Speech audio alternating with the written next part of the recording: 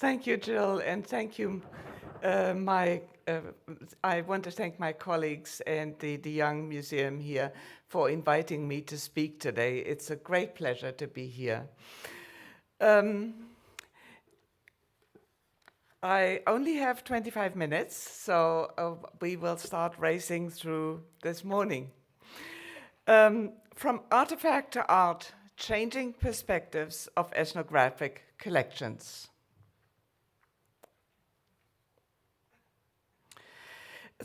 One of my main research interests is in maritime Southeast Asia. I therefore want to take this occasion to reflect on the history of collecting art and material culture from the region and consider the shifts that have occurred over the years, decades, even centuries in collecting and displaying it. Europe's active engagement with Southeast Asia began with the arrival of the Portuguese in the world of the Indian Ocean around 1500. And it was further boosted when the Netherlands and England founded their East India companies.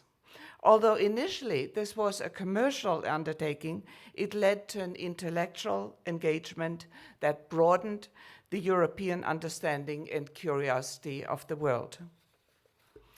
Consequently, so-called cabinets of curiosity sprouted up like mushrooms among the urban and court cultures of Europe in the 17th century. And I'm showing here a cabinet of curiosities of a family in Regensburg in southern Germany. Bringing together collections of interest and curiosity certainly was not an invention of that century, nor was it a unique European preoccupation. Recording strange customs in other cultures, whether nearby or far afield, whether in oral or written histories, is part of human nature, and it is as old as the hills. But it gained a new direction thanks to the expansion of Europe's geographical horizons in the 16th and 17th century. Increasingly, these cabinets of curiosity went beyond a private passion for collecting, as quite a few opened up to the general public, either by appointment or against the payment of a usually quite small fee. One of the earliest public museums to be established in Europe is my previous place of work, the Ashmolean Museum in Oxford, which was based on the collections of the royal gardeners John and John, father and son, Tredescant. Their collection was left to Elias Ashmole in 1670 and presented by him to Oxford in 1683. From our perspective, the original collection may now seem a strange hodgepodge of objects, including works of art and nature, curios and souvenirs, herbs and fossils, antique and contemporary items. But to the 17th century visitor, it offered an expanded view of the world, stretching from the New World to the Spice Islands. And I'm showing you here one of the treasures in the Tredescant original collection, the Powhatan's mantle, so-called Powhatan's mantle from Virginia. Collectors like the Tredescants were attracted, first of all, to strange and exotic objects at the time in use in faraway societies, historical or anecdotal curios from their own society, such here as the lantern supposedly carried by Guy Fawkes when he tried to blow up the English Parliament, and objects of natural history. By no means was all of this presented in a haphazard manner. Especially the latter, the natural history, was treated with scientific scrutiny. It was the beginning of scientific cataloging still in use today. With the introduction of new plants from the Americas and Asia, it was a great century for horticulture in Europe. And it is no coincidence that the Tredescans were both botanical collectors and collectors of artifacts.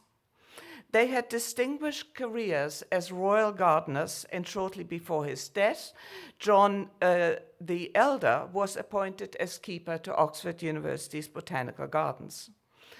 The 17th century's interest in plants expanded into a wider fascination with discoveries in natural history. This led to some remarkable documentation of animals and plant life.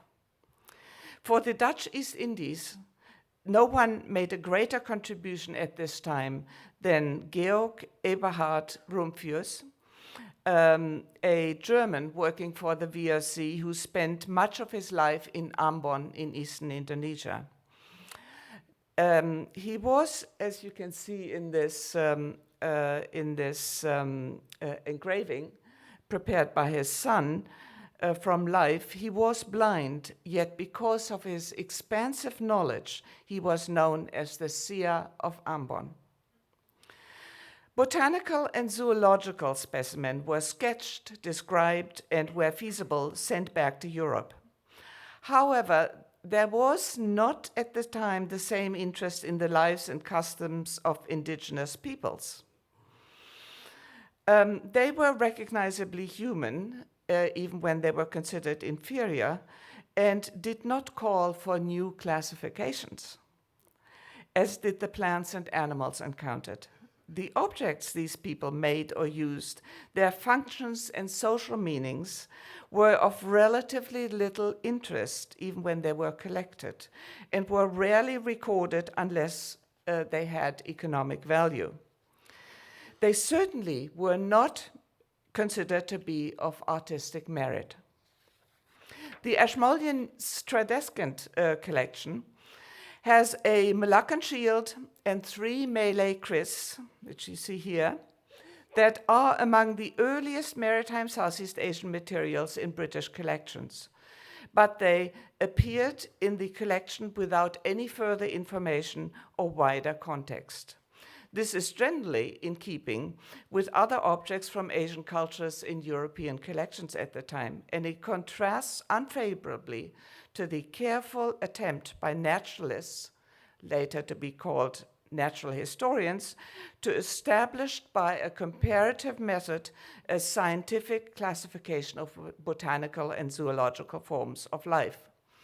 The naturalist, eventually to become a natural historian, had a much earlier lead-in into a scientific methodology than did the collector and recorder of local Indonesian cultures and their histories. A more coherent method of writing historical and social accounts developed only towards the end of the 18th century. Captain Cook's 3 voyages to the Pacific are very important here. They were sponsored by the Royal Society of London.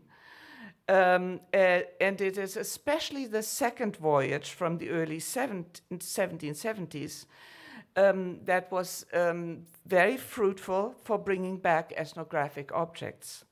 More than 2,000 items ended up in various museums and collections, among them in London, Oxford, Göttingen, Berlin, and St. Petersburg.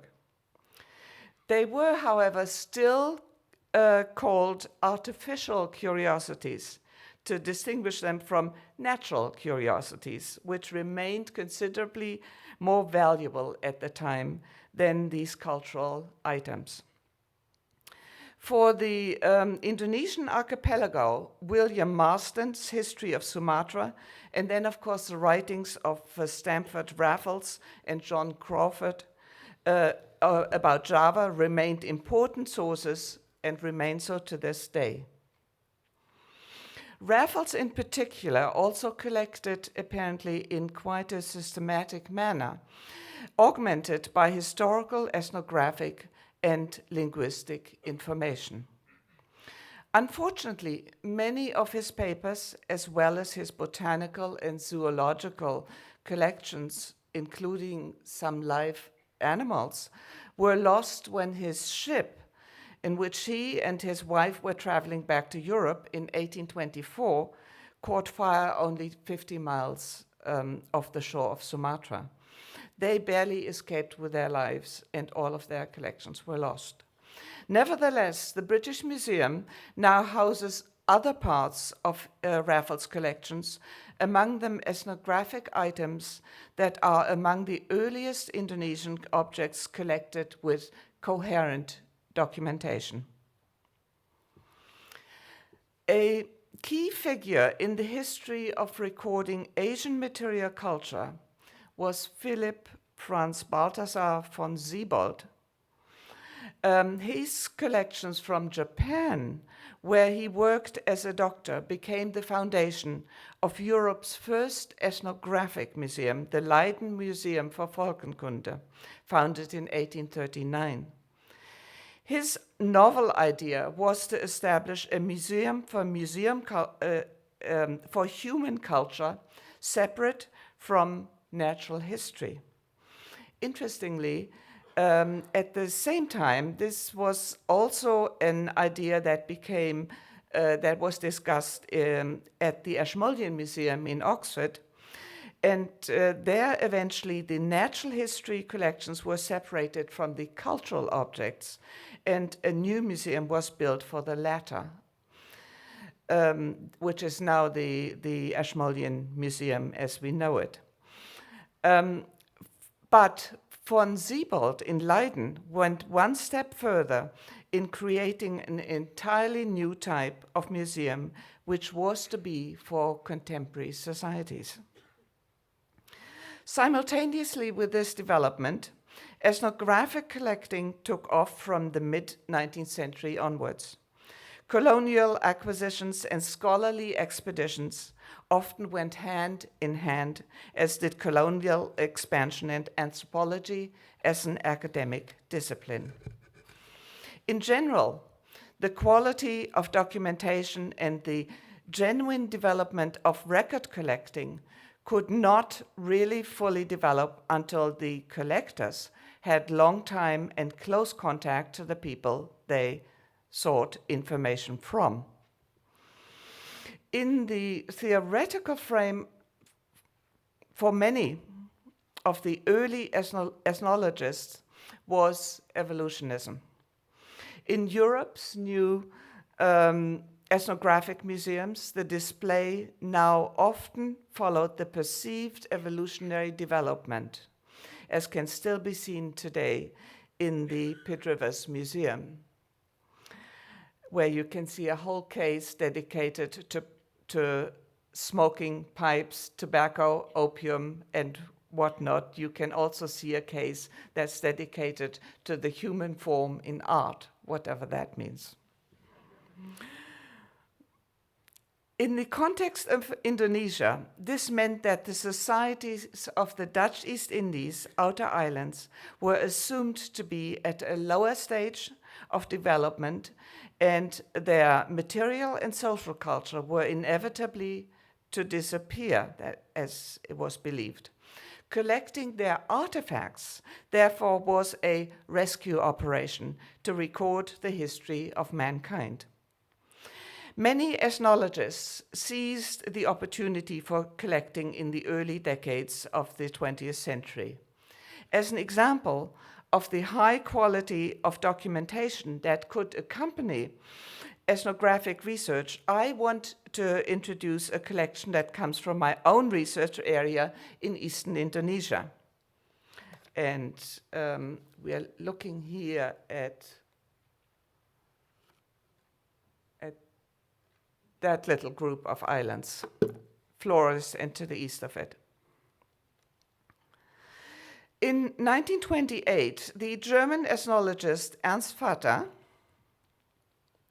it's the man, and his wife Hannah visited the islands Flores, Solor, Adonara, Lembata, and Panta and Alor. Vater was curator at the time at the Ethnographic Museum in Frankfurt, and he was sent on a professionally planned expedition to survey the island's village societies and collect on behalf of the museum. He and his wife spent a total of 8 months in eastern Indonesia. It's his wife surrounded by local inhabitants from East Flores. The expedition started from the small town of Larantuka, then the center of colonial rule. The first month was spent in Leloba, a small village at the foot of the Ilimandiri volcano, the mountain that you see rising here. They traveled halfway around the mountain and stayed in a small village, where they participated in the daily activities of the community. When I visited Leloba in the mid-90s, while retracing Vater's expedition, I found several people who still remembered the visit of 1928. And you see the daughter of one of Vater's most important informants looking at photographs of her grandparents' and parents' generation taken by the Vaters at the time.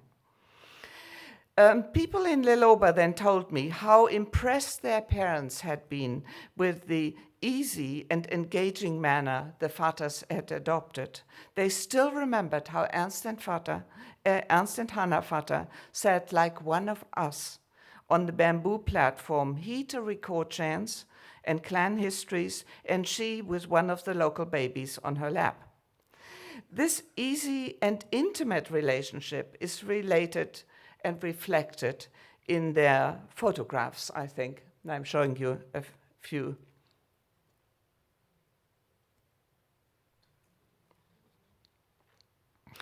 The expedition had two purposes: to survey the indigenous cultures from East Flores to Alor and to bring together an ethnographic collection from the region. In a relatively short time, Ernst Vater accumulated considerable information about the social, religious, and ritual structure of the communities he visited. And in East Flores, where he stayed the longest, he had the opportunity to record ceremonial chants, genealogies, and myths in the local language. He published his ethnographical results in 1932 in German. And the long-term value of the expedition and its key result, however, is really the collection. Vater's ethnological report and his analysis remains interesting to this day, but far more in-depth research has expanded our understanding of the region's communities, their social structures, histories, and linguistic affiliations. The collection he brought together, however, now is a unique record of the material culture of the islands in the early 20th century. Much of it now obsolete. It captures objects in everyday use: tools, containers, toys, personal objects of adornment. It also holds objects of ritual and ceremonial importance, and aesthetic highlights really are the superb textiles of East Flores and the Solar Islands, and the wood carvings of Alor, especially the Naga, dragon snake sculptures from that island. Vater's documentation is outstanding. Every object is identified by location, function, material, and indigenous name. Future linguistic work on the languages has verified his good ear for nuances of pronunciation. His linguistic information is superb. Occasionally, he mentions the name of the person who made an object. This is in particular true for the textiles, where we may also read the name of the maker, the weaver, as well as the approximate time of production. Was this quality of documentation unusual in the profession at the time? Not really. Similarly well-documented collections were not uncommon in the early decades of the 20th century. Nico de Jong and Toos van Dijk's work on the collections brought together by the missionary Petrus Drabbe, as well as the papers of Wilhelm Müller-Wismar, both working in the southern Malukus, provides evidence of similar care for detail. My own experience with the collections of the Naga Hills in northeast India, assembled by J.P. Mills and John Hutton, now in the Pitt Rivers Museum, also reveals that both were superb in recording the origin, history, and social context of objects that required. Material culture was treated with interest and care by anthropologists prior to World War II. Even Edmund Leach, better known for his later theoretical contributions to anthropology, in one of his first essays gives a superbly detailed account of boat building among the Yami of Taiwan. To conclude, let me set this shift in ethnographic recording and collecting into the context of assessing ethnographic art. Towards the end of the 19th century, art historians became increasingly interested in so-called primitive art, not as a curiosity, but as an early stage in the evolution of artistic form. The Austrian A.R. Hein, who wrote about abstract ornaments in Iban design, prefaced his publication of the early 1890s with a quote from the German ethnologist A. Bastian, and I quote, "For the study of the history of peoples who have no written documents, ethnological museums are themselves the text, as they bring together the sole documents in their ornaments as a symbolic preamble to written documents themselves." Evolutionary theories now were also applied to interpretations of non-Western design, and their publication began to have a considerable influence on the theoretical writings of German-speaking art historians, and probably the one whose name is internationally still best remembered now is that the writing of Alois Riegel, who had a great influence actually on Ernst Gombrich. Initially, the interest was primarily formal, closely linked to the evolution of design, and much discussion was spent on whether design moved from naturalism to abstraction or vice versa.